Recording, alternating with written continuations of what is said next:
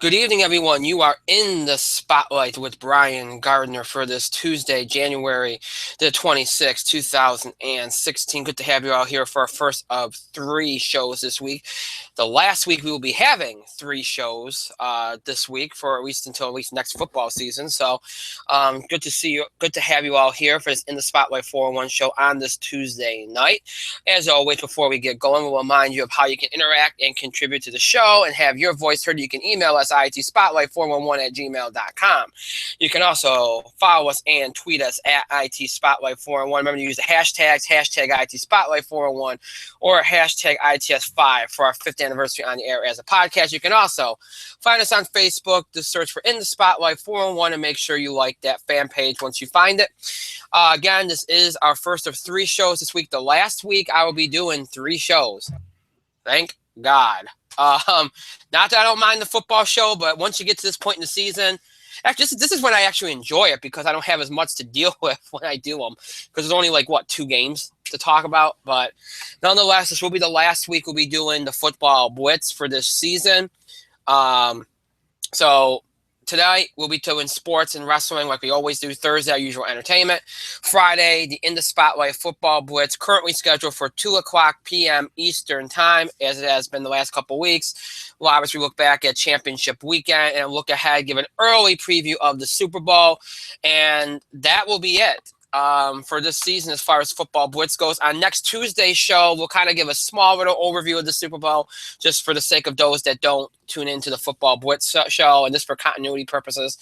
And then, of course, we'll talk about the Super Bowl after the Tuesday after, the commercials, all that good stuff, But yeah, so that's how it will work. So after this week, we are done with 3 shows, back to our 2-show a week format, which is going to be very nice for me. So that's a little bit of insight into this week. No special things coming up this week. A lot of people have asked me, February starts next week. Doesn't that mean you do big things at sweeps? Well, yeah, we will have some things. I'll announce a few things on Thursday. I'm still working on dates for certain things. Obviously, we will announce the In the Spotlight Film Award nominations next month. That will be coming up. Of course, nomination ballots due on February 9th. We will also announce the first wave of selections for the American Idol all-time performance rankings. You all submitted early submissions last week. We got a great response. I was very pleased with that, actually. We will announce the first rundown of submissions, the first rundown of, nominees, or first list of them. And I think we're going to be doing that. It might be next week or the week after. I'm not sure. Like I said, I'll announce more dates as we get closer to Thursday. Actually, when we get to Thursday, I'll announce more dates. And there's a couple other things we'll be doing in February too. Obviously, we'll be doing we'll be previewing WWE's Fastlane pay-per-view in February. That will be coming up. So there's quite a few things that will be going on in February. And as I mentioned, one of those Thursdays we will not be on the air. We will be preempted on that one. That Thursday is February the 11th. There will not be a show on Thursday, February the 11th. So please note that. Okay, so all that being said, I'm not going to get into too many details on announcements. Like I said, we're going to do some of that on Thursday. I'll give you some more details, some of the things I just mentioned that are coming up. This week, 3 shows. Sports wrestling tonight. We'll talk about the Royal Rumble, last night's Raw. As far as the wrestling side of things goes, we got a couple college basketball topics, a couple NBA topics tonight. Not a whole lot, but a couple things here and there. So it's not going to be a long show, which is good. Then Thursday, our usual box office beat, TV highlights, and I like to call a plethora. I like to say that word today. It's my word of the day, of entertainment topics that we'll be talking about. Most notably, what looks to be finally some significant changes to the Academy for next year, which we'll talk about. A lot of you have been asking me about what my thoughts are on that. We'll get into a little bit of that on Thursday, among other things. So we have a lot of entertainment news stuff on Thursday, which is good because really outside of TV highlights and the box office, which only takes us about maybe 20, 25 minutes, we need content. So there you go. And then, of course, football blitz on Friday. So that's what's going on this week. I'll give you more insight into next week and beyond on Thursday's show. Mike is in the spotlight. He's down there. You might have heard him coughing. Hope you're doing okay over there, Mike. I have gotten no sleep. Yeah. So my immune system is fighting off Ugh, things yuck. that are yes.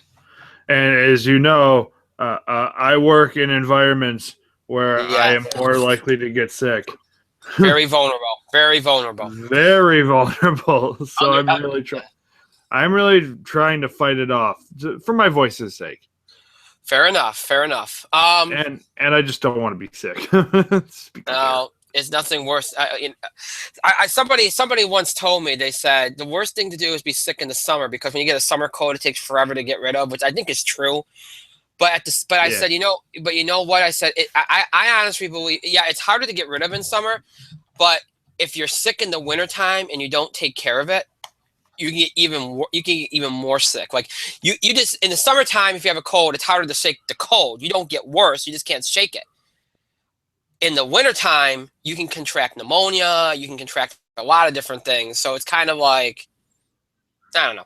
Anyway, all right. So what was I going to say? I just completely blanked. Wow.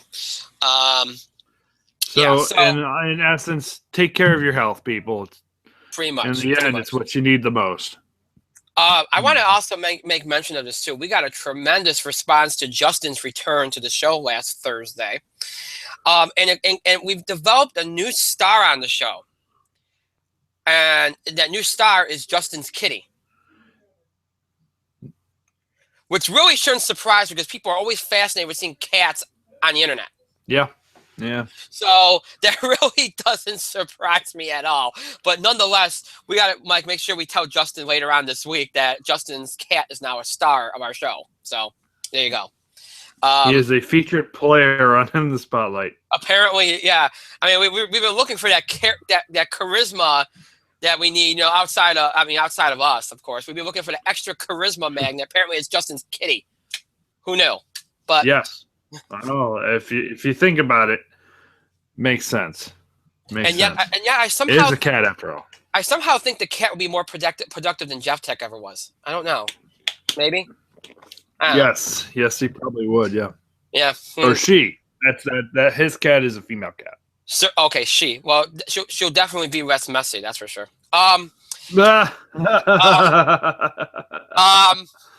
Just saying. Just saying. Longtime fans will understand what I mean.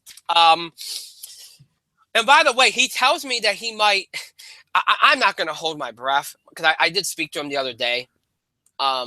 He told me he might actually make an appearance on the show and somehow conceal his identity. Like he's going to wear a mask or something. Like, I don't know.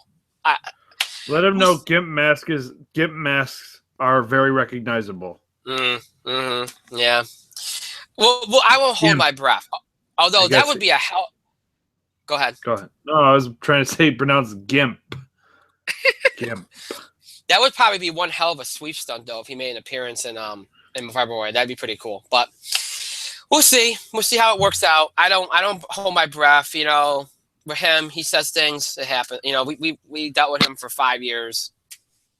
We'll see. All right. Anyway, let's get down to business. We got, like I said, we got a couple of things to get to. Both sports and wrestling here. We will start off with the NBA. Well, not the NBA. We will start off with the NBA because that was a big sports story over the weekend, and that is the firing of David Blatt from the Cavaliers. The Cavaliers, of course, in first place right now, would be the number one seed in the East at the time, only with 11 losses. A lot of people were completely blindsided by this. I don't understand why they were, but they were. If you followed this trajectory, okay, and there's a lot of really good articles out there that really laid out how, tense things were for the Cavaliers last year. You'll recall they started out the season very up and down last year. LeBron had to have injections into his back because his back kept kind of giving out, and there's other things going on there. And then he came back healthy, I think, around mid-January, and then they took off from there, and they got to the finals, obviously. But then Irving and Love went down, and they still made a valiant effort in the finals, but nonetheless. And I guess, there was discussion around this time last year by Cavs management, whether they should get rid of David Blatt or not, because the team just wasn't getting along with him. They didn't trust him.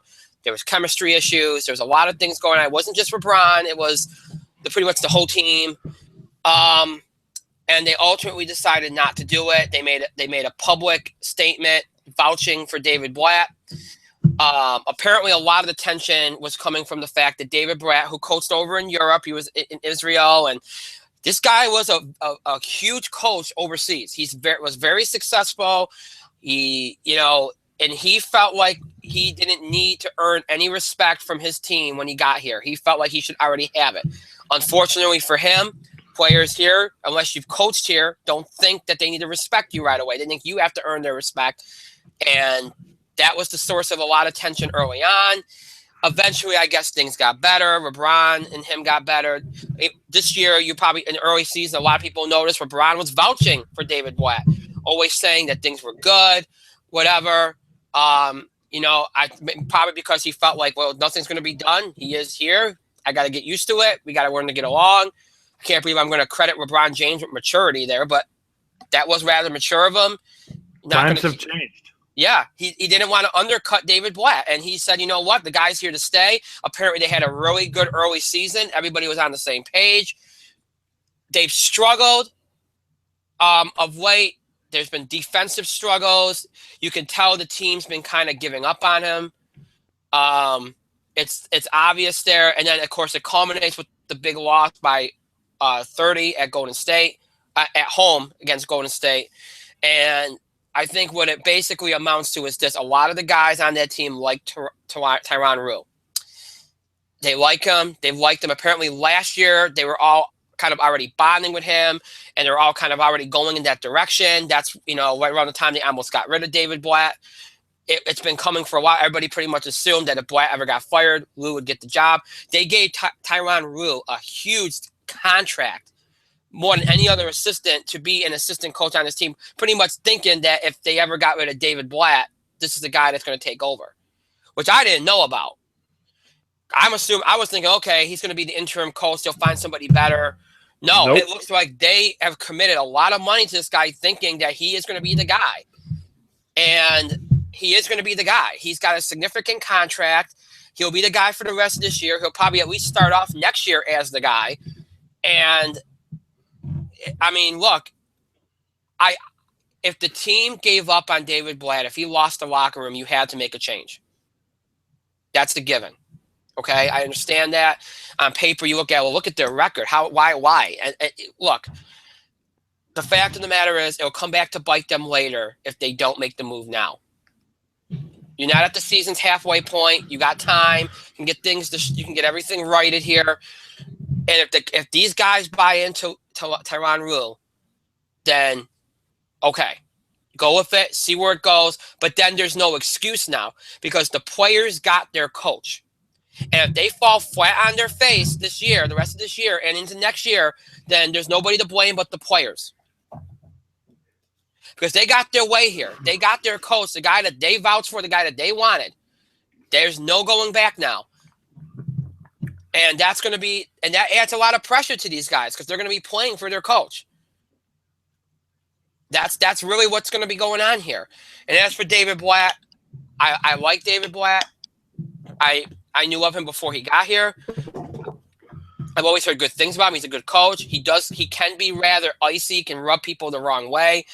I can understand why he felt like coming over here last year, he should have been given respect right out of the gate. First of all, any head coach should be given respect right out of the gate to begin with. But I can understand if the guys looked at him and said, wow, it is a little different here. It's a different kind of game here. So, I can understand if they had a little bit of doubt, but he should not have been disrespected right out of the gate. If these guys said, oh, well, you coached over there, you haven't coached in the NBA, and say, well, we're not going to listen to you, then you already set this thing up to fail before it even started. But I guess things got better. That's a good thing. Then it got worse again. Whatever the case may be, I think David has to take a little bit of responsibility too. Clearly, he couldn't keep his team in line either. He didn't have look. He might be a good coach, but I don't want to bash him or anything. But if he had the right leadership skills to coach in the NBA, because you remember one of the biggest crucial things to coaching in the NBA is you got to manage the egos. These guys are gonna criticize you, there are going to be times when they look at you and go, what? These are professional players with a huge paycheck.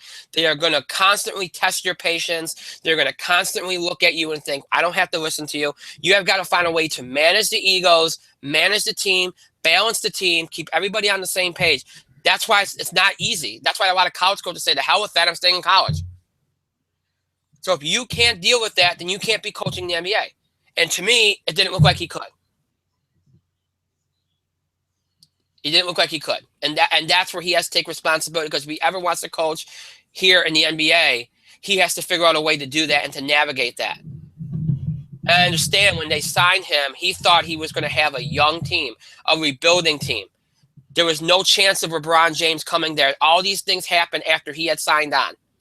So he did not get the team that he was supposed to coach. And that probably changed everything, because if it was a younger team, just filled with draft picks, he was brought in to develop Andrew Wiggins. Obviously, that didn't happen. He got a very veteran-laden team. And that changes things, because these guys have played in this league for a long time. They played for a number of coaches. You know, it changes it. And they're not going to have patience with you as much as maybe a young guy would. And that's going to look at you and go, oh, well, okay, you did coach professional ball. They're not going to look at you the same way. So it's going to be a little bit harder to get them to buy in. Now, I understand, too, LeBron James has always wanted to play for a coach that's a player, that used to be a player in the league. He's never had that opportunity aside from Paul Silas. So I guess this is something that he's always wanted to do. We'll see if it does anything. But what this does for the Cavs is this: the pressure is on the players to perform for Tyronn Lue. If they don't, he gets fired and there's changes. Most notably, Kevin Love, who every week there's rumors he's going to be traded because he never seems to find a way into this offense. He's not aggressive enough to call for the ball. And when he does call for the ball, they seem to lose him. There's obviously a disconnect there. There's been a disconnect there since he got there. They've got to hopefully they figure out some way to get him better involved. But that's the first person that's going to go for changes, because he's the only one that hasn't seemed to find his niche with this team yet. And that's something that you look for. If this thing does not go well from here on out this year, off season, he gets moved. And then they see what they get next year. And then if they fall flat on their face again, the coach gets fired. And then there's probably further changes. That's what I foresee here. So, Mike, what are your thoughts on this Cavaliers overhaul here? Pretty similar to yours, actually. I was going to bring up the point that they brought this guy in to kind of lead a young team, you know? Mm-hmm. They brought this guy in because essentially they didn't think that they were going to get LeBron James back. Right. They didn't think that was going to happen. So they said he was like, I'm going to get a young team. I got Andrew Wiggins. You know, we're going to develop this, you know. We got something good. Listen to me. LeBron James, like, all right, I'm going to Cleveland. So David Blatt's on the surface, he was like, oh, this is excellent. I'm going to have LeBron James and a young team. Inside, I bet he was like, oh, shit. Let's just be clear here. Inside, he was probably like, oh, God, what am I going to do? Right. Because here's the thing. Players who have been in the league for an amount of time, especially guys who have been superstars in said league, are notoriously harder to coach. Like Kobe Bryant has run through coaches since Phil Jackson went away. You know? So, that's just the example. Kobe Bryant is not particularly a hard player to coach. It's just you got to find a guy to placate the ego and manage the egos. Like, there were a couple coaches a few years ago that were pretty high on that. Scott Brooks maintained those egos for a very long time, if you think about it. More than anybody in his position probably should have. But You know what? They were young players who developed into superstars under his thing, and eventually he just lost them. You just have it takes the right kind of coach, and it's nothing against David Blatt, because David Blatt, yes, he was supposed to come in and coach a young team, but he didn't. He got an older team. So yes, he came in like, well, I expect to be respected. Well, yes, you should be respected. You should be respected for your accomplishments in the international game, but as everybody knows and has made the point, the NBA is a different animal. The NBA game is so much different than the international game. It blows your mind. It is more competitive. It is more cunning. Can be a slower game, could be a faster game. You know? Yeah. It's a little different. It's a little different than the international game. So, yeah, he had a good career over in Israel. He was a highly touted international guy. So Cleveland Cavaliers, different thing. Dan Gilbert brought him in because he didn't think he had a shot at LeBron James. Let's just call that one how it is. You know? He didn't have a shot at LeBron. But they did. They got him, and boom, he's on the team. So he comes in. There's this disconnect with the locker room. He doesn't get the veteran guys because, hey, with LeBron, you win. You suddenly you develop some young guys along with them. But you try to win now. Sorry, that's just how it is. You win now. If you've got LeBron James, and they made the move for Kevin Love. Honestly, the move for Kevin Love wasn't that bad. Yes, Kevin Love is a more passive player, but this isn't a Dwight Howard to the LA Lakers thing. You and I discussed this off the air. Mm-hmm. This is more as Kevin Love and LeBron James probably would have gelled by now if he didn't get injured. And you can't blame a guy for an injury. It's a freak thing. It happens. But when it comes to their chemistry, it has been impacted because Kevin Love, he's been gone. He's been injured. So now you've got and Kyrie Irving was injured last year too. So really all they had last year was what they usually have during the LeBron years, LeBron James and Anderson Varejao. I mean, what do you expect? So, LeBron, it was Varejao.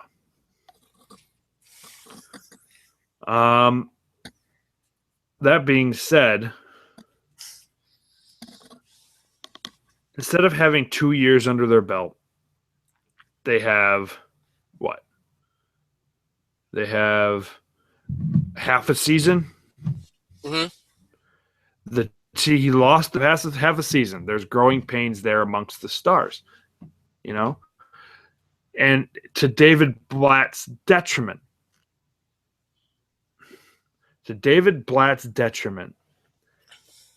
he didn't know how to kind of make the pieces fit. He didn't know how to make the pieces get along. And he didn't know how to build up those young stars. I mean, the young stars kind of built up, behind him. I don't mean to ramble on a whole lot, but no, it's okay. The younger stars have been built up a little bit, but some of them are just getting lost in the shuffle. Right. So there's not really tension. It's just these guys are struggling to learn how to play with each other. He doesn't know how to make that easier. He doesn't know how to really coach these guys. These guys, yes, they should respect him, but when you come into the NBA as a brand new coach, you bet your ass you are going to be tested. Because it doesn't matter where you've coached before, new team, new league. They are going to work your ass. They are going to make you try, you know? Mm-hmm. You know what I mean? They're going to put... And when they see that you can, have a firm grip, you can handle them, You show them the respect, they will show you the respect. Right. Obviously, there was a disconnect, and that in the end that screwed him. Yes, Tyronn Lue. He played. He was a journeyman. A lot of teams played. So he was fairly popular. He's a player coach. He might be Cleveland's Luke Walton. I cannot believe I have to say that. Did a great job. Luke Walton did an outstanding job. He did do an outstanding job. He did a better job as a coach than he ever did as a player. Let me just point that one out right now. Luke Walton is a better coach than he was a player. And he was just a hangers-on for the Lakers during that thing, but he didn't suck as a player. Let me say that. He was a good kind of like 7th, 8th man. Yeah, he was. He was. He's not a guy I'm going to put in the starting lineup, but when I need like my small forwards backup to get a break, he's pretty good. There are times when it's like I need my small forward to get a break. Yeah, fair enough. Okay, Luke. Okay, Luke, prove yourself. You're the 7th man off the bench. Good luck, bud. Allen Iverson wants to embarrass somebody. You know what I mean? It's something like that. You know, Tyronn Lue. Go ahead. He might get a job out of that interim stint. A lot of people were impressed with Walton. If I were teams, maybe like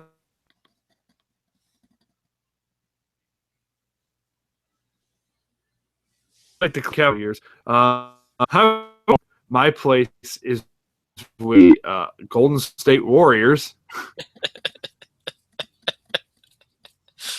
Because when Steve Kerr needs a break, they know they're not going to lose anything.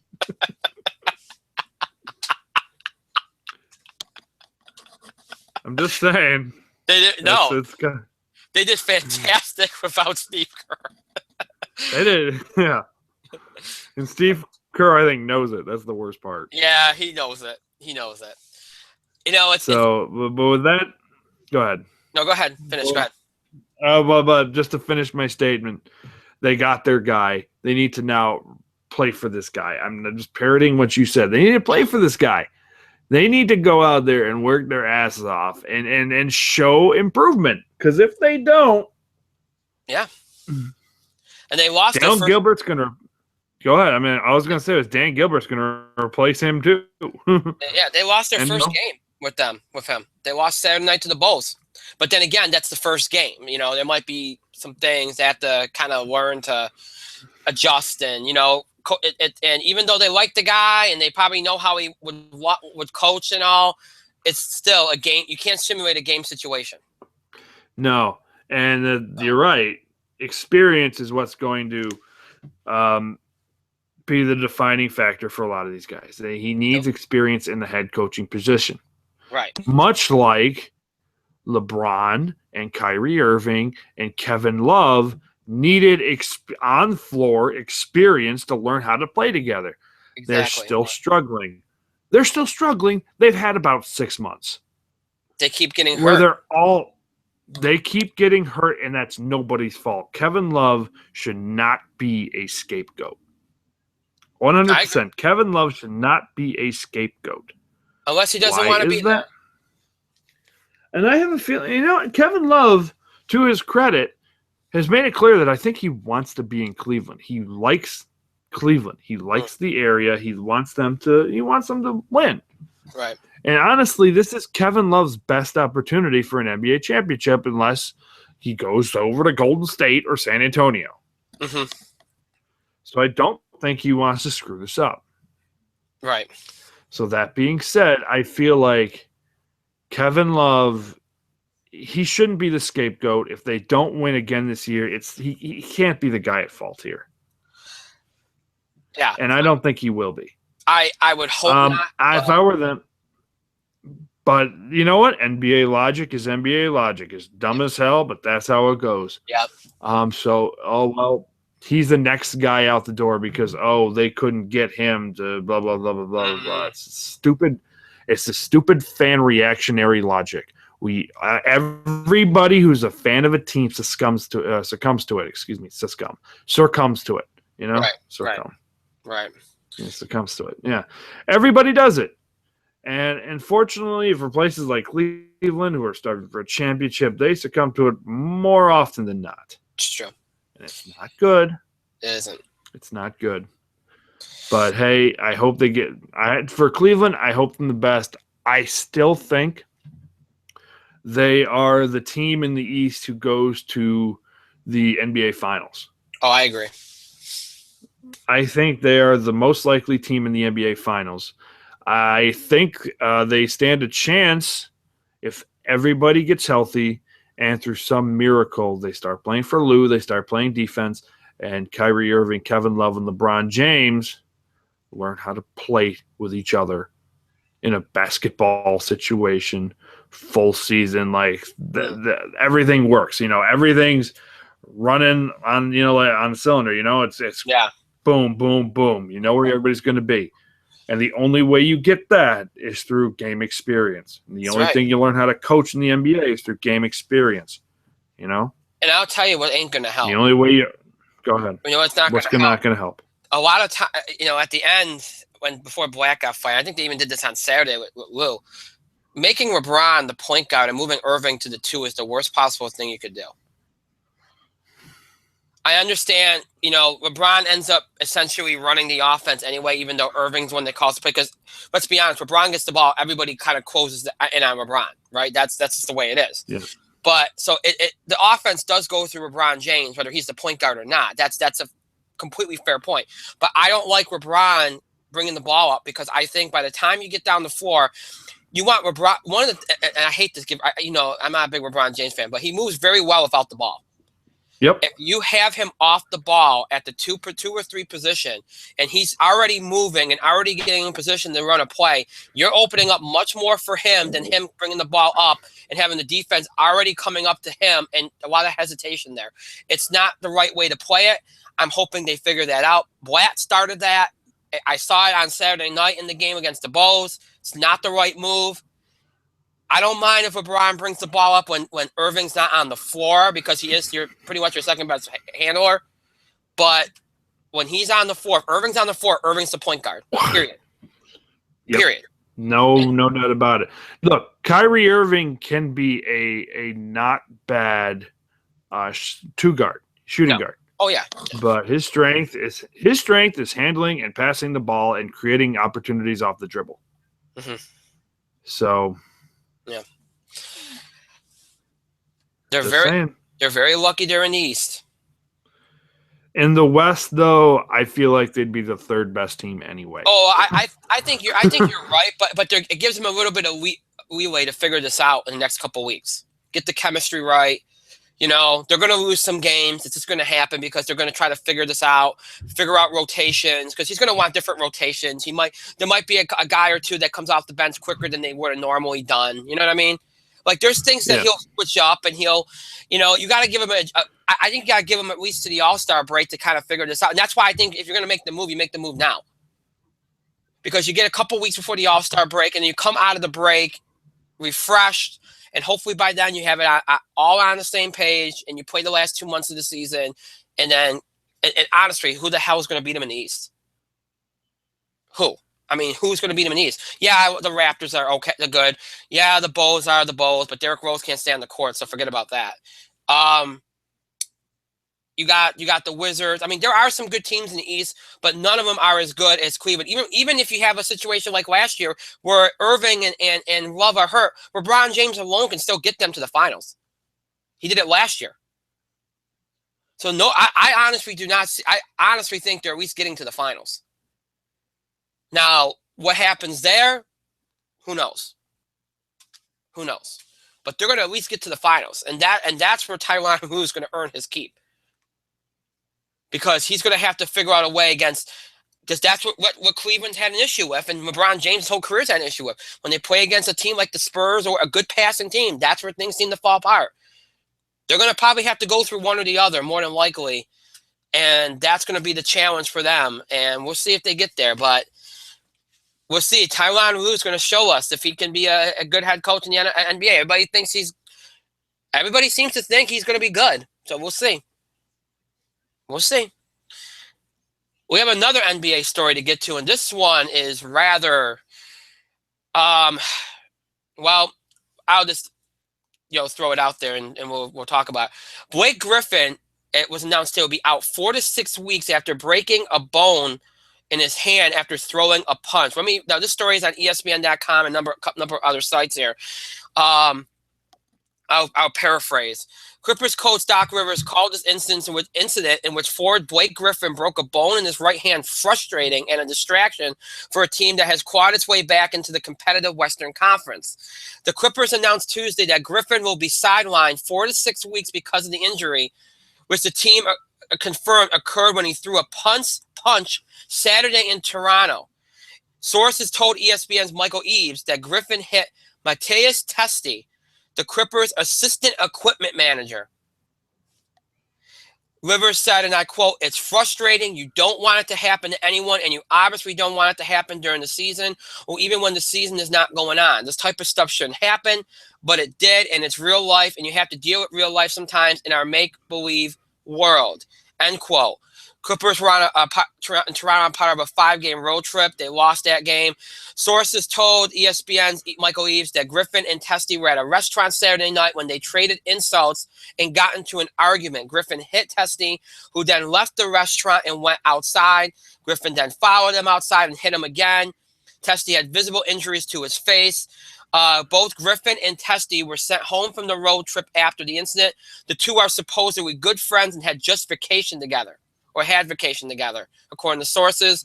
Clippers owner Steve Ballmer and Rivers said in a joint statement early Tuesday, and I quote, "This conduct has no place in our organization, and this incident does not represent who we are as a team. We are conducting a full investigation with assistance from the NBA. At the conclusion of the investigation, appropriate action will be taken." That's the end of the quote.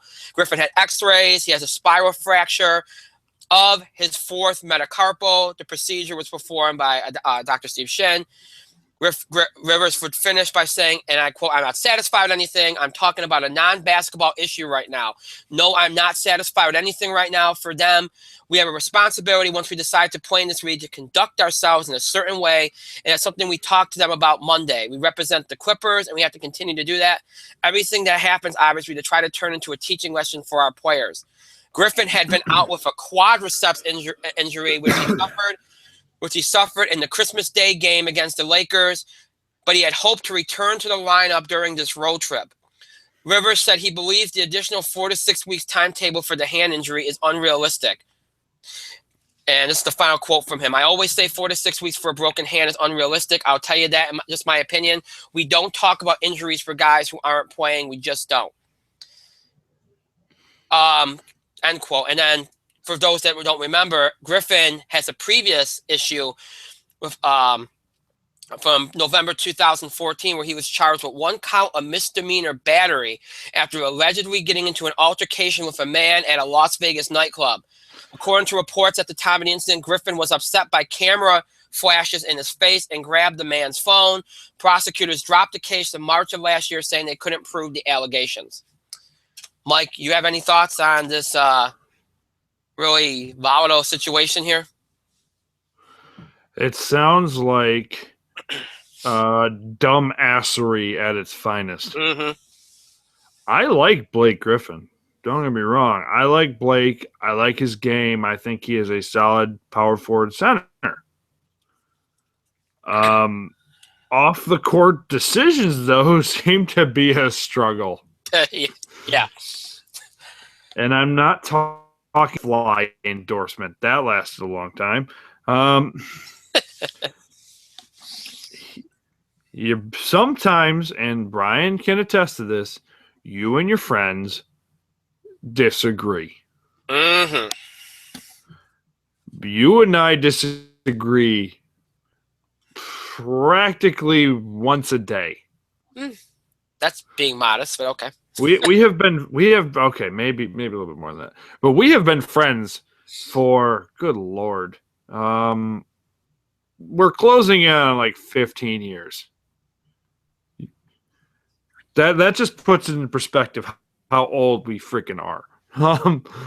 You know, Fair enough. we have been friends for a very long time. We don't always agree. We don't always get along. Have I kicked you in the nuts before? Yes. Have I thrown a football at your nuts before? Yes. Are these two things the same incident? No. However, am I going to punch you in the face that I injure my fist? No.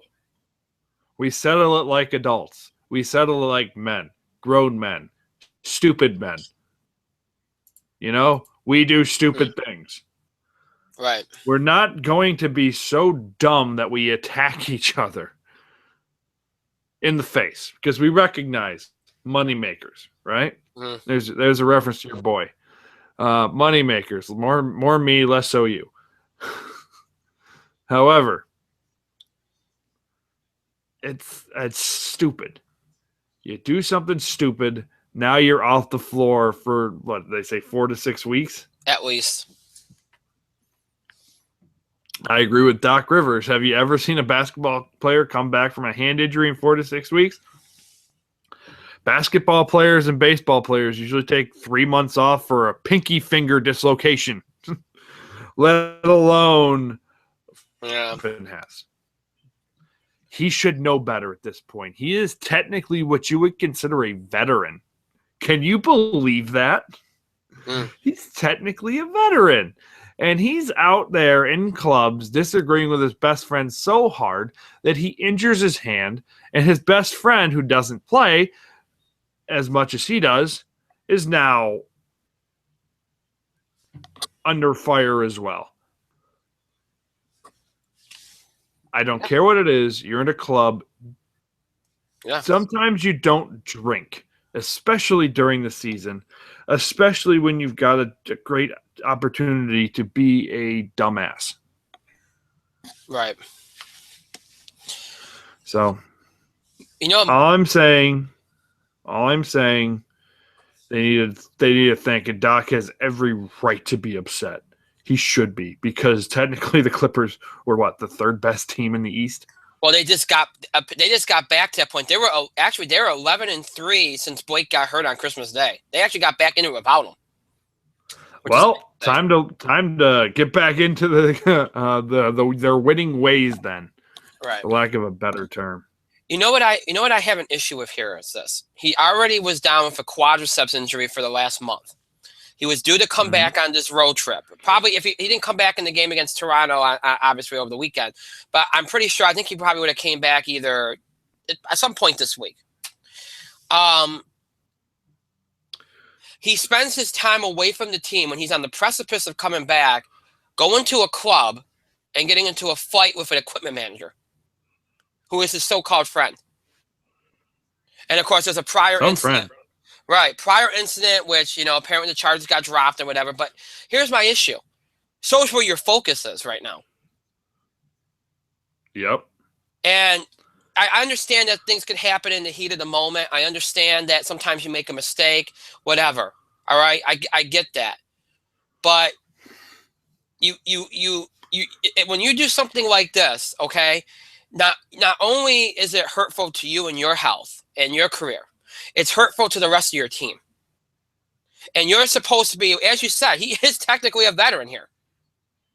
And, there are young players on this team. You are one of those leaders on this team. You are setting a bad example for these guys by doing that. You're lucky that your team has played so well without you that you're even back in the mix of things here as far as high seeds go. Because let's be honest, they would have made the playoffs anyway. But my hope is that this is a wake-up call for him. That, and look, Doc is Doc is, if you anybody knows Doc Rivers knows he's one of the most respected, most loved coaches in the game. The players all love him. If he comes out and he says these things and he's very stern about it, you've done something wrong. You have. You done messed up, boy. Yeah. So he needs to own this. He needs to come out publicly and apologize to the fans, to Doc Rivers, to the organization. Take responsibility for it. Get himself well. And then go from there. And then this kind of incident cannot happen again. Because how many times are you going to get into these kind of situations here where you do something completely stupid? Because especially if you're in a market like the Los Angeles market. Come on.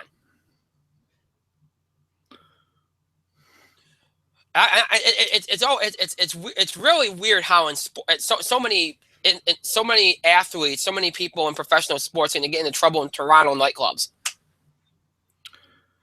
Oh, Canada. I don't. Is there something in the water? Nothing against Toronto. I love Toronto. I'm not saying that there's, but I've read so many stories over the last 5 years of various people, various athletes in different sports always seeming to get into trouble in Toronto nightclubs.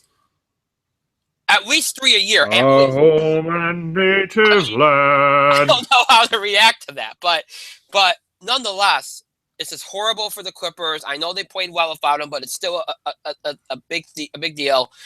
Hopefully, Blake takes responsibility, deals with this responsibly, and this kind of thing doesn't happen again. Hopefully, he heals well. I think Doc is right. You mentioned this 4 to 6 weeks is being modest. I think. Also, if you want to play this too, put this in here too. That probably rules him out for the All-Star game. Yeah. So you just disappointed all your fans too because you took yourself out of that. So that's see what I mean? This is repercussion, and that hurts your brand by doing something like that. So that's a PR issue, and that's something you got to own up to. There's a lot of consequences and layers here to this. So really dumb. Really, really, really, really dumb. All right, next up. We talked a lot. We had 2 NBA stories. Now we got 2 college basketball stories, and we'll start off with one that we talk a lot about officials on this show. Mike knows that. Well, here's an interesting official story that I'm sure a lot of you'd be interested in, and in fact, a lot of you were interested in. A couple of you emailed me about this, and I kind of followed this story, but I'll direct you to the ESPN article on it from the AP about it because it's the best one I've seen. The MAC conference, Mid-American Conference, suspended 2 officials for failing to call a foul on Ball State in a double overtime win. These 2 officials who failed to blow a whistle during the chaotic final seconds of a double overtime game between Eastern Michigan and Ball State were suspended for what is in a statement being called errors in judgment that must be met. And this is a quote, must be met with swift and firm disciplinary action. Ball State defeated Eastern Michigan with a 3-pointer Saturday before the basket. The officials didn't stop play, despite Ball State's aggressively stripping the ball from Eastern Michigan's Ethan Alvano in a apparent traveling violation. MAC Commissioner John Steinbrecher said the final play was not handled appropriately. 2 of the 3 officials were suspended for 2 games and won't work the conference tournament. Their names were not released. Why is this such a big deal? For one thing, you don't see this that often. Now, a couple years ago in the Big East tournament, back when we still had the old Big East, which we all loved, no one loved, we saw a horrible incident where refs were pulled out of the tournament. It was a big controversy. I think that was the St. John's Rutgers game, I believe. That was the controversy. Horrible. Yep. Yes, it was. Yep. And, but you don't see this that often. And I wish we did because these referees think it's and I know, look, they're human beings. They're going to miss calls. We all know that. It's just part of the game. But some of these calls are so blatant and they go to the monitor for stupid stuff half the time, or they contemplate and they get together over some really dumb things. But when it's a very blatant bad call, and look, there's enough referees on the floor that somebody is going to see that bad call. they don't get together. And if that stuff's going to keep happening, if they're not going to at least get together and say, well, what did you see? Because we all know what happens. Some of these officials, you put two officials on the floor that have more experience than another official. That other official is not going to try to undermine those other two officials. He's too afraid to. So he keeps his mouth shut, even though he might have saw something like blatant, and we get a miscarriage of justice, essentially. This kind of stuff has to keep happening. We have to hold, if we're going to hold players accountable for their actions and coaches accountable for their actions, and fans, we need to hold officials accountable too. Because here's the thing: stuff like that, and I've seen the play. Okay, I've seen the play.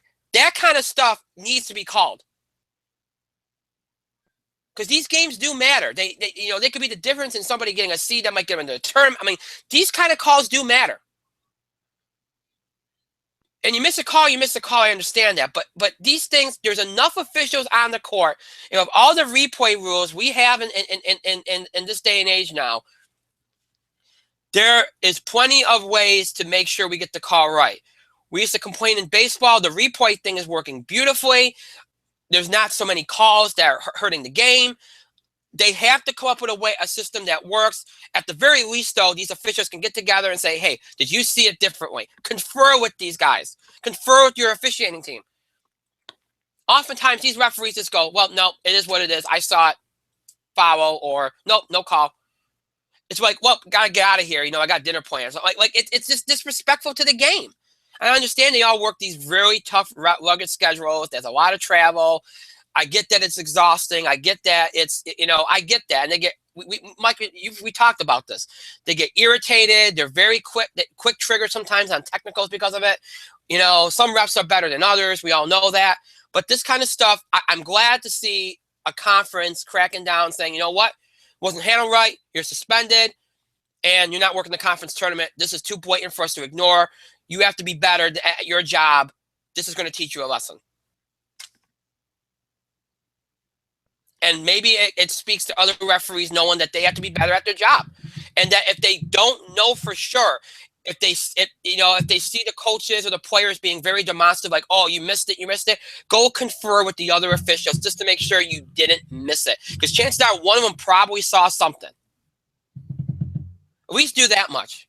Go ahead. What are your thoughts on this deal here? While you were talking, I was watching the play. Yeah. Because I didn't know of it until just now. So I watched it. Mm-hmm. Okay. Okay. I told you. Okay, first and foremost, I just watched the last 20 seconds of that ball game.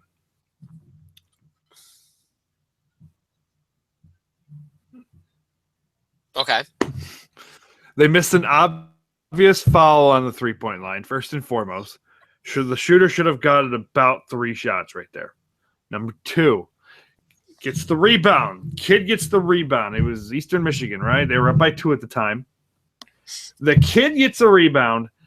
Ball State is clearly following. This is about 3 dudes. On a street corner, this is called a group gang beating or something, I don't mean to say that, but this is a mugging. Yeah, they're all over. Clearly.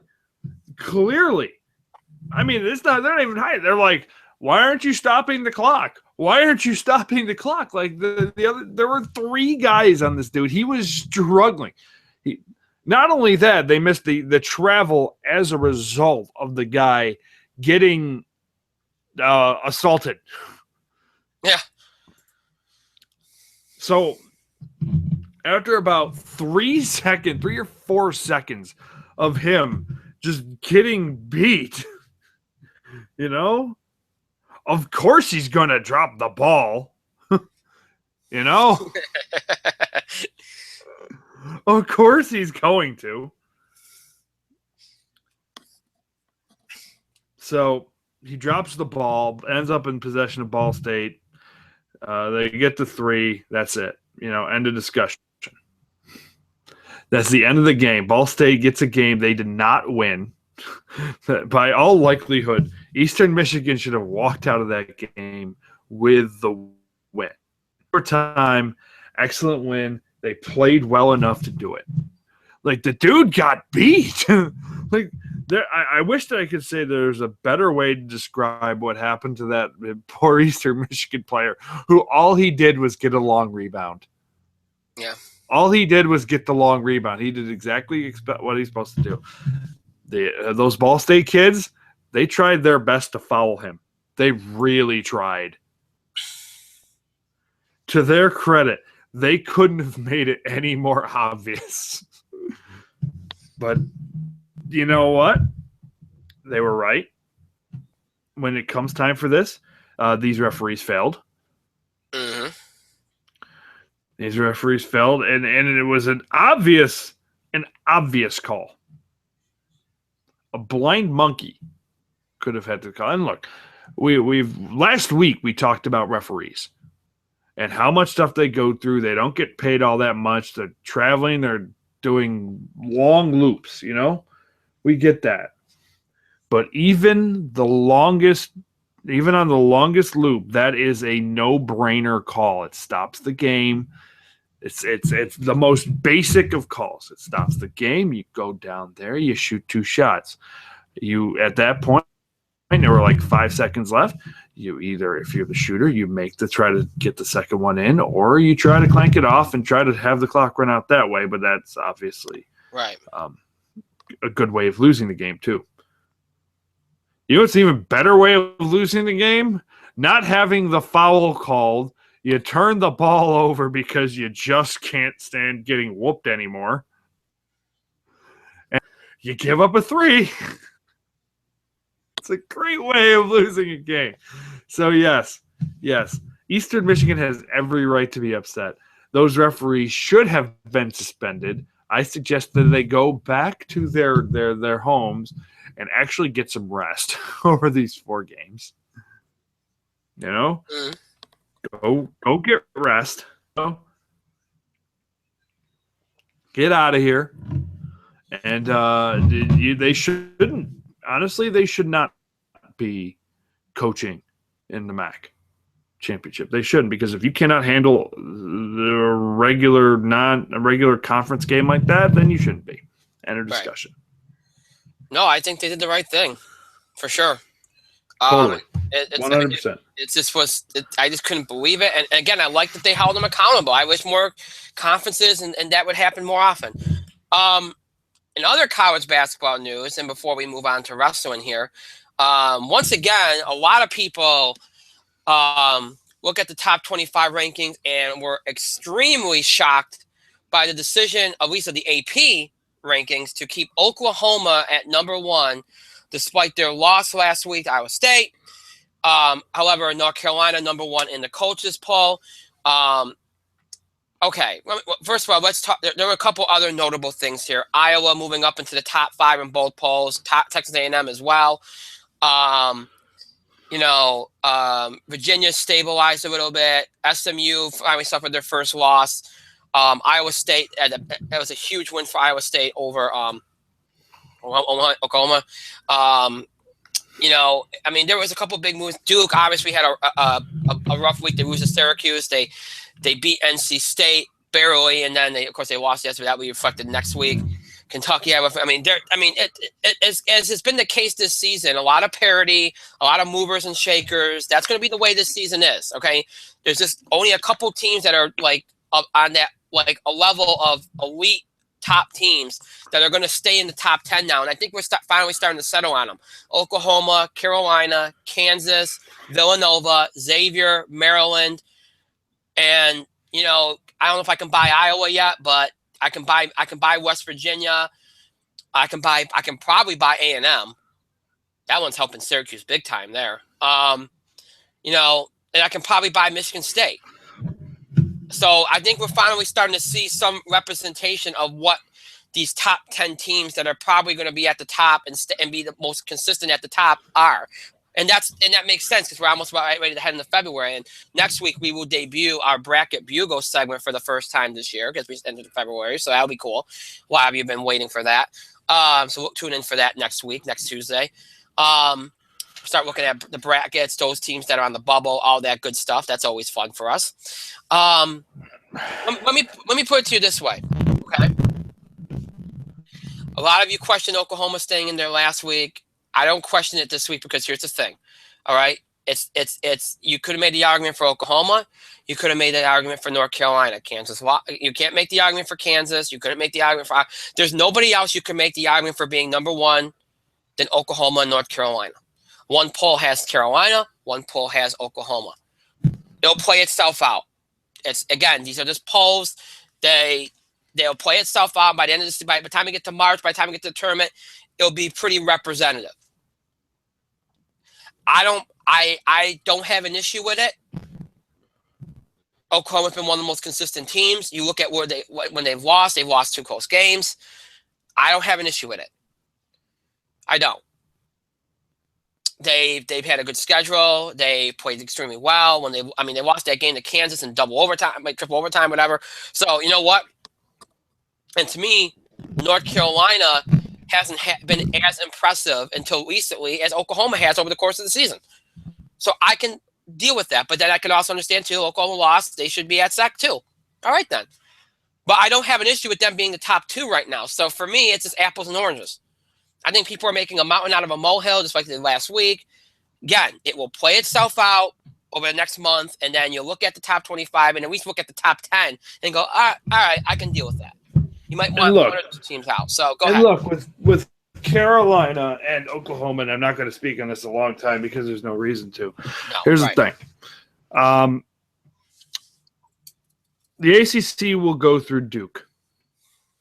It always does. And the Big 12 will go through Kansas, like it always does. So you're right. This will play itself out one way or the other. So you can't really complain too much. Have the polls been split before? Many times. Happens at least once a year. Is this an issue? Nope. Who cares? Right. One team, the coach who had the AP was Oklahoma, all right? Mm-hmm. Oklahoma had it, yep. Okay, so the writers thought Oklahoma had a stronger resume, and the coaches thought the Tar Heels did. Right. And if I mix it up, it's one way or the other. Right. Right. Who cares? Right. So long story short, you're right. Give it another month, play itself out. End of discussion. You know. And let me just say this. Remember a couple weeks ago when the conference season started and we had that epic Kansas-Oklahoma game? Kansas was number 1 in one rank at one poll, and Oklahoma was number 1 in the other, and they played each other, and it worked itself out. It'll work itself out. You know, Oklahoma and North Carolina are probably at least going to lose one more game, more than likely. So, you know what? And again, I think they're the top 2 teams right now. I don't have an issue with it.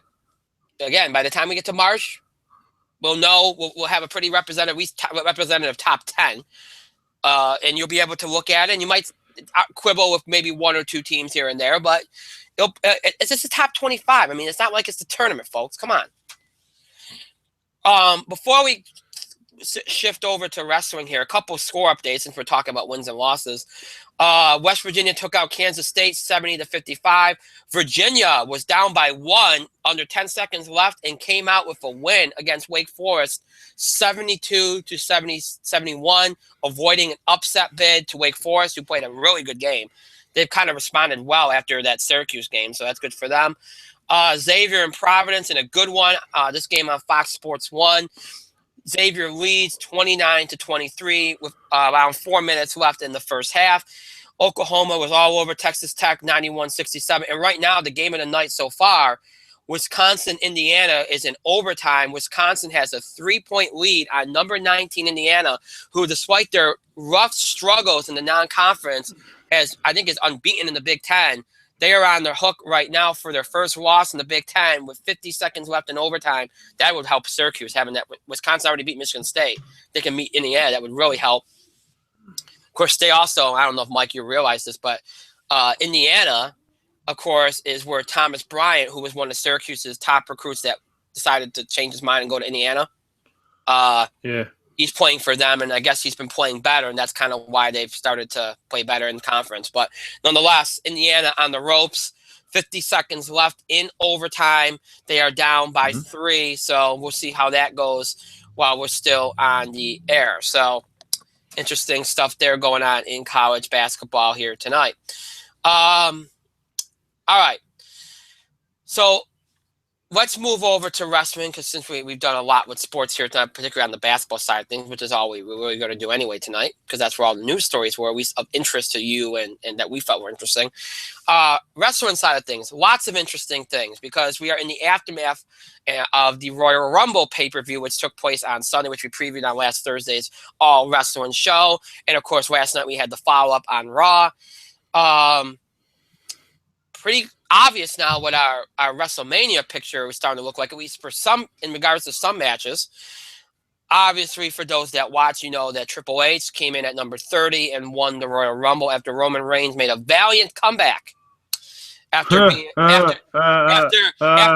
taken out for most of the second half of the match, and he wasn't even in the final 2, which was the biggest swerve of all, I think. Dean Ambrose was there, and that was a nice little thing for him. But Triple H wins the Rumble. He is the WWE champion. He will main event WrestleMania in 2016. But he will. And it's more than likely going to be against Roman Reigns, who will vie for the opportunity to main event WrestleMania and face Triple H in a triple threat match versus Dean Ambrose and Brock Lesnar at Fastlane in a couple weeks, which, come on, folks, we all know how that's going to end. Yep. Dean Ambrose is there to take the pin. Brock Lesnar gets taken out by the Wyatts. And here's my issue with this, okay, before we get into anything. We just had the Wyatts take Lesnar out of the Rumble. So we're going to get the same thing again at Fastlane. I don't really understand that, because that's what really should have happened. And last night they didn't even mention Lesnar as far as Wyatt goes, except for they just eliminated him. I would have liked to have seen, I know Brock couldn't be there. I would have liked to have seen Bray at least mention Lesnar, so that at least we're keeping that feud going. So that's like, but my thing is this. Knowing how easy it was for them to get to Brock in the match, okay? In a way, wouldn't you rather have had, like you're going to have Lesnar in this match with Roman Reigns. Bray has always been saying, anyone but you, Roman. Wouldn't you want to take out Roman? Wouldn't you rather have Lesnar win and try to go face Lesnar for the title? Okay, and he can't do that. Triple H has the title, so forget that. Sorry about that. But wouldn't he wouldn't he want to take out both Reigns and Lesnar? That's my issue with it, because you had him for the better part of a year going after Roman, and then he's going to help Roman by getting rid of Brock. Because then again, he has the thing with Ambrose too. So you know what? There's a lot of issues there, but nonetheless, that's your main event. Brock's going to be taken out. Ambrose is going to eat the pin. You had The Rock come back last night. Everybody thought there would be more. It was a good segment, nice thing for the Usos and the New Day. Probably was the best part of the show. But here's the thing. Nothing came of it. And if you thought Rock was going to wrestle, then that pretty much got tossed aside last night. Basically, what's going to end up happening is either him or Austin or somebody's going to end up being like the referee or in Roman Reigns' corner in that match, to make sure that the Authority or Vince or whatever stays out of it. And that's going to be their way of getting around the crowd reaction to Roman Reigns. It's obvious what they're going to try to do here. So we know the main event. We also know who Brock is going to be facing, although, hey, maybe they swerve us and they say he's going to face Braun Strowman instead of Bray Wyatt. But yeah, my reaction exactly, but who knows? But then we also have some interesting other things from the Rumble from Sunday night. Sami Zayn eliminating Kevin Owens. Maybe that sets something up. But also Kevin Owens eliminated AJ Styles. A lot of people thought that might lead to something, although AJ Styles and Jericho look like they're sparking something from yesterday. Jericho was rumored to be opponent for Ambrose at Mania. Maybe it's a triple threat. AJ Styles made a big debut on Sunday night. His merchandise sold out. Obviously, he's going to be a factor in something at Mania. It looks like we're looking like we're having our Divas situation set up here. It looks like we might be. Maybe there'll be a triple threat at Fastlane. Maybe it'll be a triple threat at Mania. Charlotte, Becky, and Sasha seem to be all, maybe they're going for like an NXT trio thing at Mania. I don't know. But they're all kind of intertwined now as they're both challenging Charlotte here. We'll see what happens there. I'd expect at least a triple threat, at least at Fastlane. But we got that going on. Let's see. Am I missing anything? We had that. We don't know what's going on with Undertaker. I'm guessing that's something that will materialize over the next few weeks. I think that was all the major storylines from the Rumble. I don't think there was anything we missed. There was really a lot of people were upset. There wasn't a lot of surprise, like Legend returns or anything like that. But I if you heard enough of the rumors, you know that a lot of the reason why they didn't do too many of those was because it was a championship match. And they didn't want to diminish that. That's why you only had really like AJ Styles and Triple H be the surprises. But it was a good debut for AJ Styles. Great match with Jericho yesterday. Social Outcasts were great last night. Bull Rider was apparently a very popular hit with everybody. Mm-hmm. Rock, of course, and you can. I mentioned that already. And then we got the main event set up, and Triple H had a good promo, but and we'll see where we go with what happens with Owens. Is it going to be Zayn? There could still be the chance of Owens versus Undertaker. We'll see where that goes. They could always do Owens versus Styles. They could always do like an Intercontinental thing with Styles, Owens, and Ambrose, and I don't know. There's a lot of things they can do there. But Jericho, interesting things, and then some things that pretty much lead you to believe that the road to WrestleMania is going to be a train wreck as far as the main event goes. Mike, your thoughts on the last 48 hours of fantastic WWE developments here?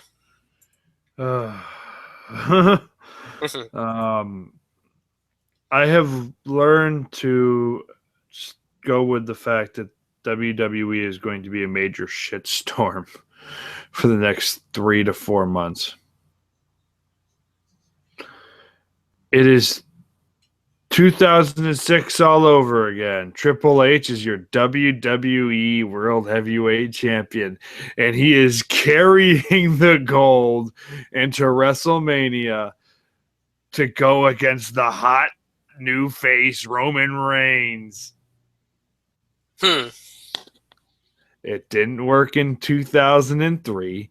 It didn't work in 2000. It kind of worked in 2005, but people actually liked Batista. It didn't work, I should say, in 2000. And let's see, he wrestled Batista in 05. Who did he wrestle in 06? I think he wrestled like John Cena. That worked great. It worked great with Cena. Then he just kind of was relegated to wrestling Undertaker. That worked out well for Triple H. But in 2016, should Triple H be holding the WWE World Heavyweight Championship? I believe the answer might surprise you, and the answer is no. However, considering they allegedly couldn't find anybody else to carry the title, Triple H was a safe choice, because Triple H would go out there and cut A-plus promos, A-plus 20-minute promos on the industry, straight to WrestleMania. He'll carry the bell. And you can trust Triple H at this stage of his career to put a guy over. But now Triple H is 14 times the world champion. 14 times the world champion. Does that mean he's going to lose this title 3 more times? something we have to think about, something legitimate, because now Triple H might actually go for the record, if only to spite John Cena. Let me just say that one, put that one out in the ether. Anyways, the Royal Rumble had some really cool moments. I'm going to say it right now. I loved AJ Styles' debut. That being said, I loved his elimination. I love the fact that he stayed in that match for so long. He was impressive. He was treated as a big deal. On Monday, he was treated as a big deal, you know. AJ's been treated pretty well so far. His merch is sold out. You know, he's done some good things. He had a really good match with Chris Jericho. You can't really complain about that. So AJ Styles has been treated pretty favorably so far. He's been treated as a big thing, which he should be treated as. He's a main event caliber superstar. Mm-hmm. He's been a world champion in every company he's been in. So he deserves it. No doubt about it. Anyways, and just as a fun fact, it's like they're not letting him use the Styles Clash. I wonder why. He's teased it in everything he's been in. Just saying. But they're not having him actually use the TAM move. Oh, all right. Sami Zayn. I have a feeling the Sami Zayn appearance is just a one-off thing. I feel like the Sami Zayn's kind of going to stay in NXT for a while. It's just a feeling I have. Owens, good Lord. I don't even know what they're going to do with Kevin Owens. He lost to Dean Ambrose. We need to get this badass back on track. Losing to Sami Zayn at WrestleMania is not a good way to get a badass back on track. It's not even a good way to continue their story. You need to build up this guy as bad as the baddest motherfucker on the planet, and you're just not doing it. He lost to Dean Ambrose. It was awesome how he did it. However, you can't have this guy keep losing. And not only that, every time he loses, what happens the very next night on Raw? Ziggler. The very next night on Raw, he wrestles Dolph Ziggler. It is not funny anymore. I digress. So I feel like they might be building up to Owens versus Undertaker. However, no guarantees. If they are stupid enough to go Braun Strowman, I'm jumping right into it. If they're stupid enough to go into Strowman versus Wyatt, I would like to remind WWE, and our friend Justin made this very clear last night, it is still illegal in the United States of America to show a televised execution. Because Brock Lesnar is not going to be safe with a guy who's greener than goose shit. Braun Strowman's is awkward as hell. He doesn't know how to control his strength. Brock Lesnar will not give a crap. Right. He will physically assault Strowman. He will physically dissect Strowman. And there's nothing the other three members of the Wyatt family can do. Yeah. So if they are smart,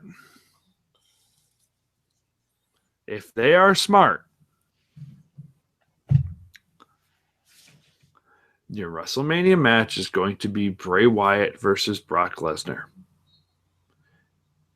And the only thing they can do is have Bray Wyatt lose another WrestleMania. honest to God, right now, the only things I am invested in this WrestleMania, the only things I even care in the slightest about would be if they run the Divas triple threat, Becky versus Sasha versus Charlotte, and maybe have Becky win. That'd be cool. Because again, on Sunday she was screwed, and then on Monday they protected her in that match. But let's face it, what happened? She got beat up by Sasha Banks again, and then she got beat up by Charlotte again. I don't understand it. I don't know. If Sasha Banks was ready to come back, Becky Lynch should have won the title and should have carried it in WrestleMania. And then Charlotte should have been the challenger. There should have been the other challenger in that match. And that way you can have Sasha Banks get her glory moment over Charlotte and call it as is. Yeah. You know, and then you have Sasha and Becky feud into the spring. That's it. Yeah. However, they want Charlotte to carry the title. To Charlotte's credit, she is doing a great job as a heel diva champion. But she has also had a strong baby face kind of chase, someone who's chasing her in Becky Lynch. Now, here's where we get fucked up. Becky is the face, 100%, no doubt about it.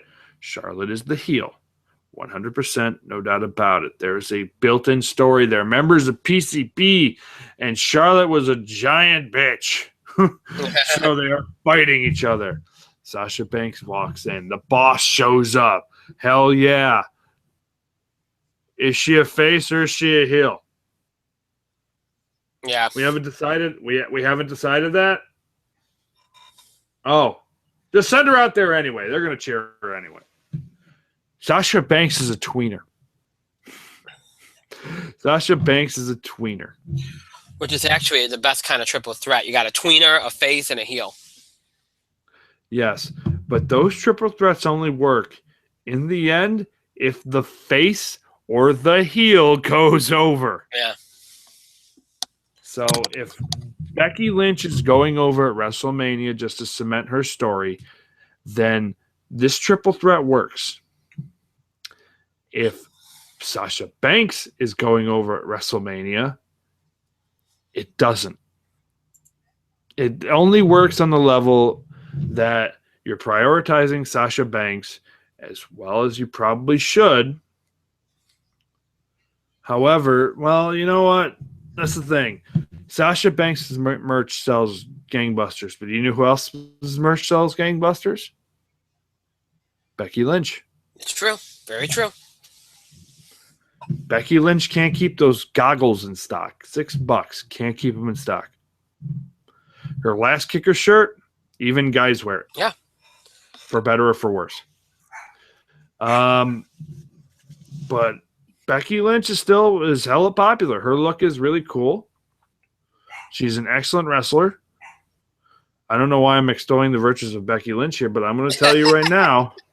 I'm going to tell you right now that triple threat only works if it's Becky Lynch, and if they give all three of those women wrestlers 10 minutes, maybe 15 in a solid triple threat match, I think we could see something special.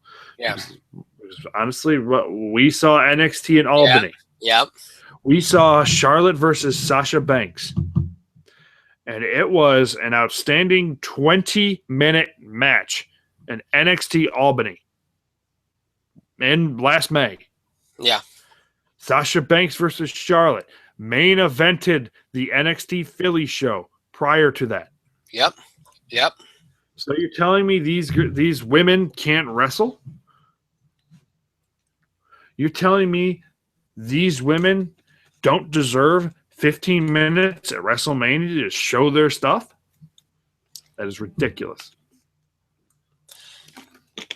I will say this much about the Rumble. I thought as a whole it was better booked than last year. Yes. Easily. They built up other potential matches, other storylines. There seemed like there was more thought. Last year it just seemed like everything was just Roman, Roman, Roman. Even though Roman did kind of overwhelm the entire thing, they still made an effort to build up other things within the match. I will say this though. Here's the thing, and I forgot about AJ Styles and Jarrett. It's going to be a triple threat because that's where they're going to plug in AJ. Right. I think it's going to be AJ versus Dean versus Jericho, and that's not. It was going to be Dean's moment. Now it's going to be AJ's moment. End of discussion. Right. That's the thing. Dean Ambrose likes to think of himself as like that mid card guy they can throw it to any spot, but they don't do anything significant with. Right. That's Dean Ambrose right now. AJ Styles is a guy they're paying main event money to be a main eventer, and they're trying to make the Intercontinental title special, so it's AJ Styles. Right. I want to say this real quick. Roman Reigns gets taken out by the match. Obviously, the spot of the match, 100%, was fucking Rusev. Wow. The League of Nations assault on the outside was Rusev. Rusev jumps on the table, splashes Roman Reigns through the table, is on the ground selling. All of a sudden you see, yes! And then they're all hugging. If you really look, that is the exact moment where you get to see Alberto Del Rio begin to like his job again. Yeah, when they're all, and then Rusev, yeah. And then Rusev and Del Rio and Sheamus all hug Vince McMahon. And all Vince McMahon is thinking about is like, this is going to make Roman look really strong. And while the rest of them are thinking, God, Rusev is so amazing. And so spot of the match. I liked the Kofi spot. It was a spot of the match, but I like Kofi's spot too. Where Biggie caught him, and then they were drinking a Coke, and then they were getting a popcorn. That was pretty neat too. Yeah. He always has a spot every year, though, so it's kind of like that spot was pretty cool. However, the other thing, what I was going to say is like that while the League of Nations was a spot of the match, the point is Roman essentially got carried and carted off out of the wrestling area, the arena. Essentially, he got carted and carried off. Okay. Yep. Let's say about 5 spots later, out comes Kevin Owens after his last man standing match.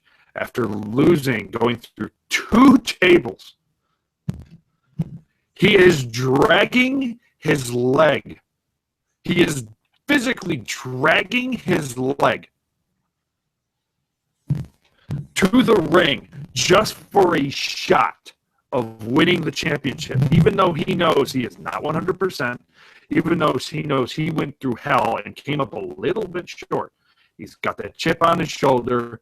He can't move his leg. He is dragging his frigging leg. He is selling something that happened 2 hours prior.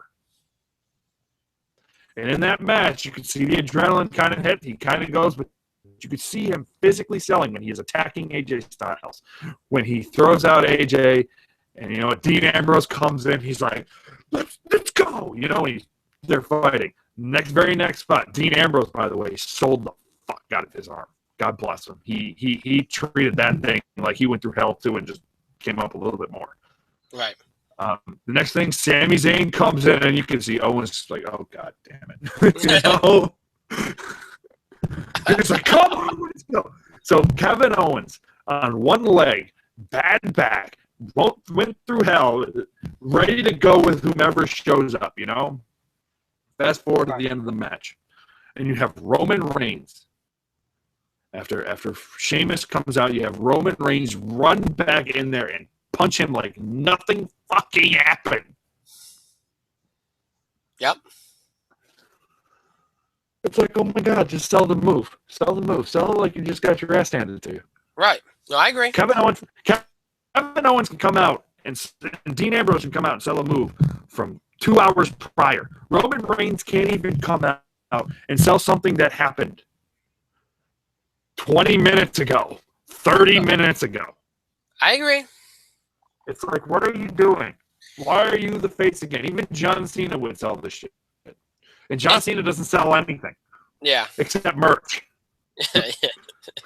And prank phone calls. You are 100% right, and that was an issue. And then what really, like I said, I think they did a good job as far as like storytelling, like building things up. It was much better than last year, which we had you had that awkward ending of the match where they were just Big Show and Kane were just lifelessly throwing guys out of the ring that the people liked. Like, there wasn't any of that. It seemed like they were very careful about who eliminated who. Like, okay, we don't want the crowd to crap all over certain guys, so we'll have Owens eliminate AJ because people will accept that. They still kind of booed it, but they were right. They actually, it worked. It worked. And then they welcome to WWE. How do we get Owens out of here? Oh, Sami Zayn. All right, Now, and that's why I don't think it leads to a WrestleMania program yet, because I don't think Sami Zayn is kind of 100% enough to come up. Right, and I will give Sami Zayn credit. He made the Wyatts look good. He made that green sack of shit Braun Strowman look good. Yeah. And I'll even say this about the Wyatts. They made them look really good in the match. I mean, Strowman had his eliminations. They made him look really good in the match. Bray had that really good stare down with Triple H, which was amazing. Yes. Which you could just tell Triple H was like, oh, here's a program. Yeah. It was a cool moment. They did a good job with that. The only thing I question, and there might be other reasons for this, I don't want to, speculate or anything, but Brock getting eliminated, Brock Lesnar, there's no way, shape, or form I buy him just walking away. He would have gotten that ring and eliminated Bray. That was the only kind of weird character-wise decision I didn't really like, personally. Other than that, I thought they did a very good job. I like that Ambrose got to be in the final two. And I think they did a much better job as a whole with this Rumble, even though you can argue with the winner and that, but it built things. It was the way the Rumble was supposed to be. There were surprises. There were cool moments. There was a lot of thought put into who eliminated who, whether it starts a storyline or whether it protects certain people. You had the Kofi spot, which happens every year. Just in really good storytelling. Of course, you had good matches before the Rumble. The Divas match wasn't bad. Tag team title match wasn't bad. You had the U.S. Championship match. At least Chris got to keep it this time. That was good. Yay! And then of course you had what probably was the best match of the night easily was the last man standing match with Owens and Ambrose, which was fantastic. So, which we all thought it would be. So, and Owens doing his typical, shouting at Ambrose in the ring, which was awesome. So yeah, great. I mean, really, it was a good pay-per-view, at least, but you could quibble with some of the decisions made, but, at least they, didn't even get booed out of the building. That's a nice change of pace. But nonetheless, the other thing too is this. We mentioned it last night, you're going to have a main event at Fastlane of Lesnar, Reigns, and Ambrose. We all know where that's going to go. We probably are going to have a Divas triple threat. And we'll see what else they get on the card. Maybe they'll do an Intercontinental title match with Ambrose and maybe Jericho and ends in a no contest to set up a triple threat. I mean, you're probably going to have a couple multiple person matches at WrestleMania, but that's, hey, get as many people on the card as you can. Mike, you mentioned the Styles Clash and how you felt like, they're going to try to avoid it with AJ. Yeah. I'm reading the SmackDown spoilers, and there's a report that he used the Styles Clash to beat Axel on SmackDown tonight. To beat Curtis Axel. Yes. There's. I don't know if it's confirmed. It was just mentioned in the message board. It wasn't like a long spoiler or anything, but it was. Somebody said that from what they've read of the SmackDown stuff so far, it appears that might be what happened. We'll see if it's confirmed. Again, it's not confirmed. It's something that I just read. I don't know if it's true or not, but apparently they said that AJ did use it in a match. They're filming SmackDown tonight, and this person claims that AJ used the Styles Clash to beat Curtis Axel tonight. In fact, I am seeing that confirmed. There are pictures. He does use it.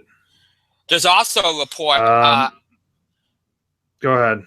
on Main Event tonight that Tyra Breeze had a match with Mark Henry that lasted 3 or 4 minutes, and there were loud "You Can't Lesso" chants directed at Tyra Breeze. And those people are dumb. This is just not going well. I'm pretty sure they weren't directed at Breeze, though. I'm pretty sure they were directed at Mark Henry. No, I don't, that's even stupid too, but whatever. Yeah, because Mark Henry is a hella good big man wrestler, you know. And Kevin Owens, I guess, was on Main Event tonight.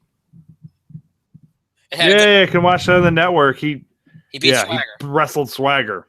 Yeah. Apparently it was a good match too. But you can check out the SmackDown and Main Event spoilers. There are starting to leak all over the place right now. I just wanted to bring up the AJ Styles thing and the Tyra Breeze thing. I thought that was interesting. Yeah, I mean, we'll see what happens. It's going to be interesting. The road to WrestleMania is underway. I think that for the most part over the next couple of weeks, you're just going to see these programs build for Fastlane. Obviously, they want to treat Fastlane like an A pay-per-view. That's why they got that big main event, even though we all know how it's going to end. We'll see if anything develops with The Undertaker. I honestly don't see anything developing with Undertaker until probably the night after Fastlane.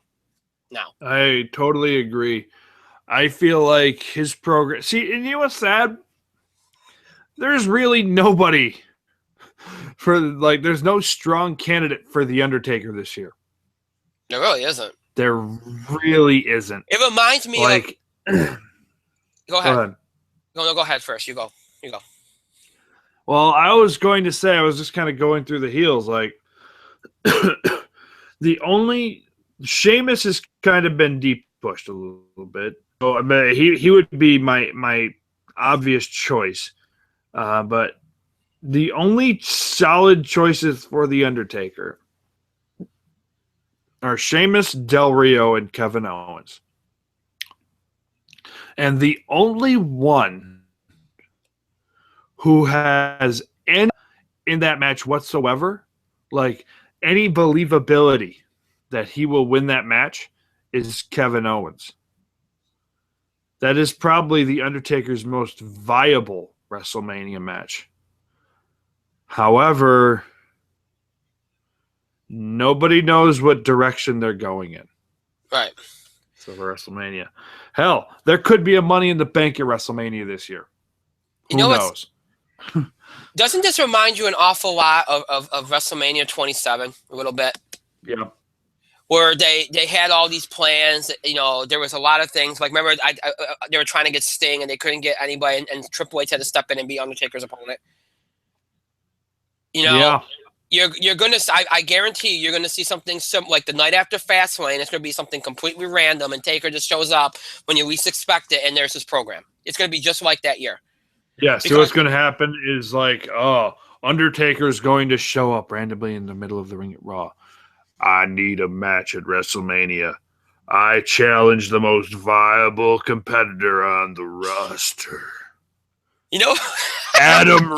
No. Shh. Adam Rose, I choose you.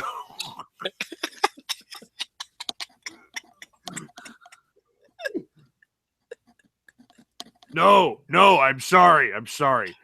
I need to fight Bo Dallas. Rest in peace. You know what I think would be really funny? Undertaker shows up the night after Fastlane, because we're going to know pretty much most of the card probably outside of the Undertaker's match. By that point, yeah, you have Undertaker to start Raw and say, "I'm going to do like the Authority does. I'm going to evaluate everybody's matches tonight. Have him sit at ringside the entire night and just watch everybody wrestle, and at the end of the night, make his decision." Yeah, just sit there and then he gets in there and go, "I choose Heath Slater or something." I mean, geez, Heath Slater. Curtis Axel, Adam Rose, Bo Ryder. Better rest in peace.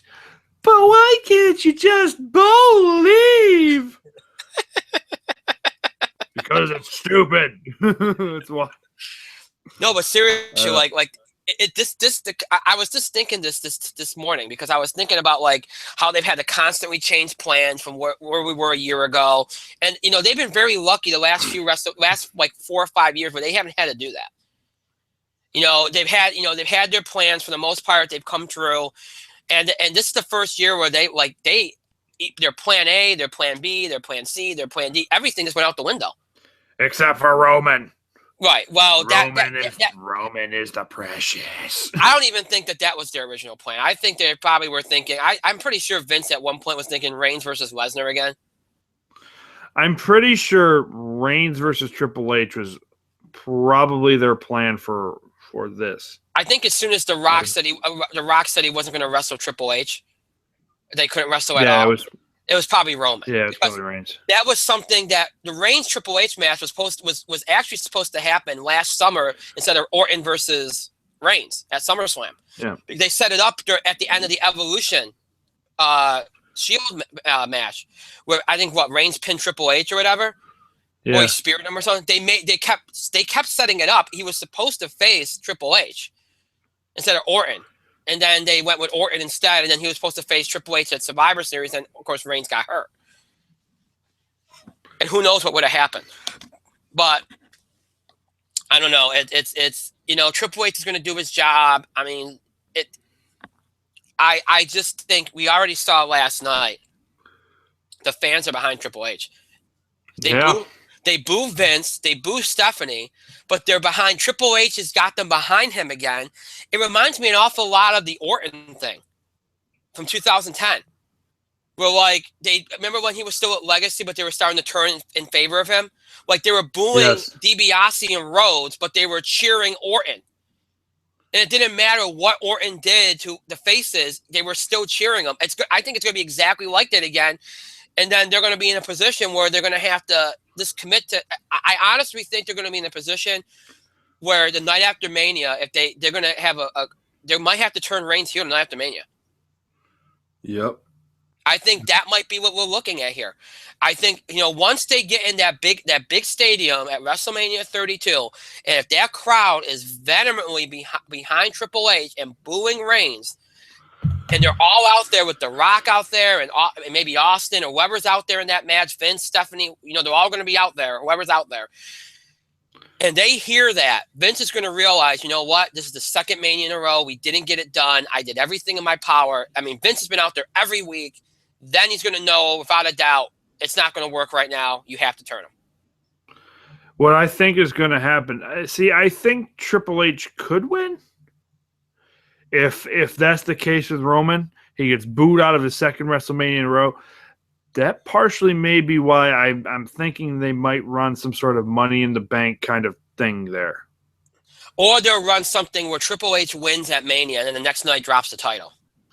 See, I don't think you can end up with Triple H conquering Roman Reigns.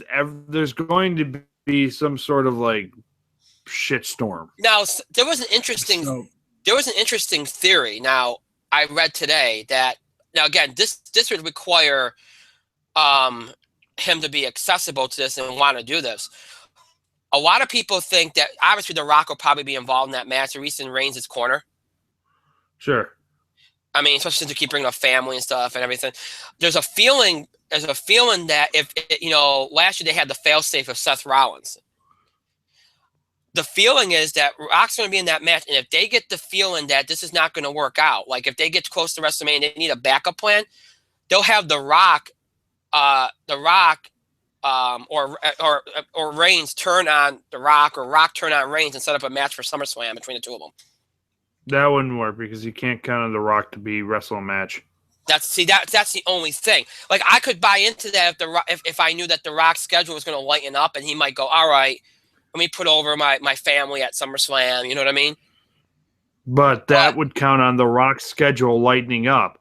And let's face it, he has his big movie season coming up around now. And when he's not doing that, he's shooting Ballers. So the Ballers could be out in September. Right. It's a non-starter.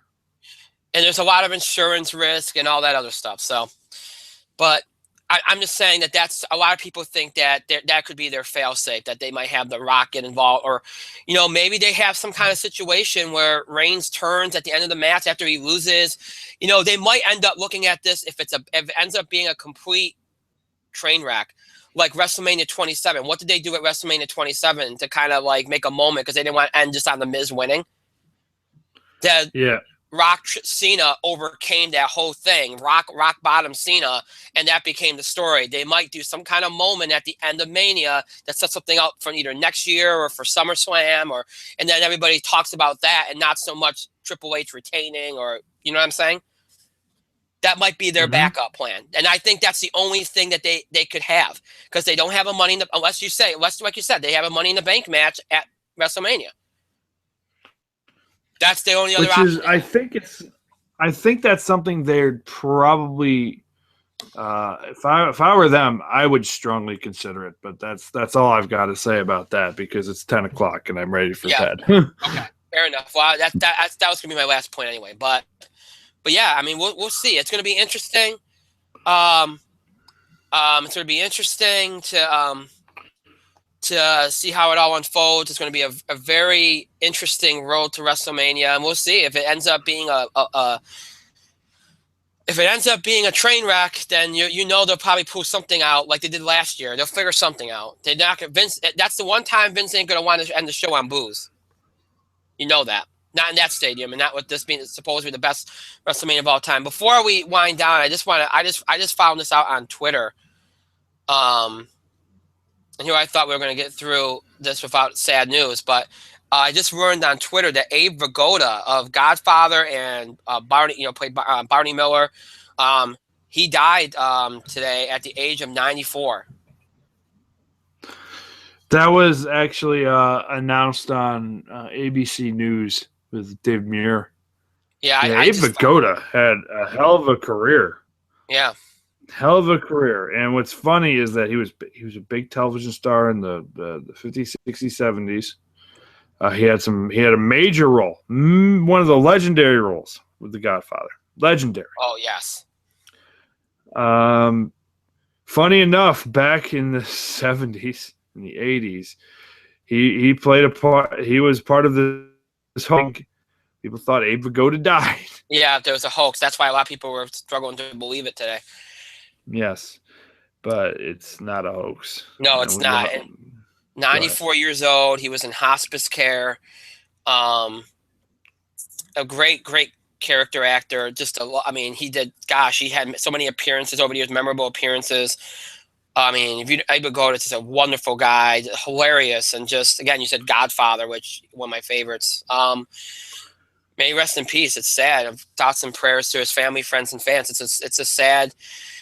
God bless him. He lived a very, very long life, and he had a wonderful career, but still a very sad bit of news. Now, again, I just saw it on Twitter, and I wanted to mention it because it needs to be mentioned. So again, Abe Vigoda dead at the age of 94.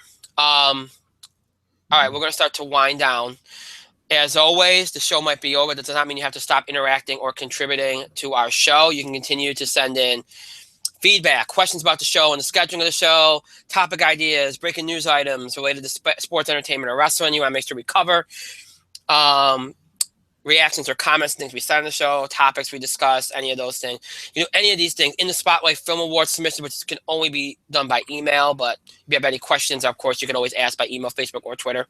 Any other American Idol submissions. We're still going to take submissions. They won't count towards this early submissions thing, but if you want to keep sending things in just for the hell of it, go ahead.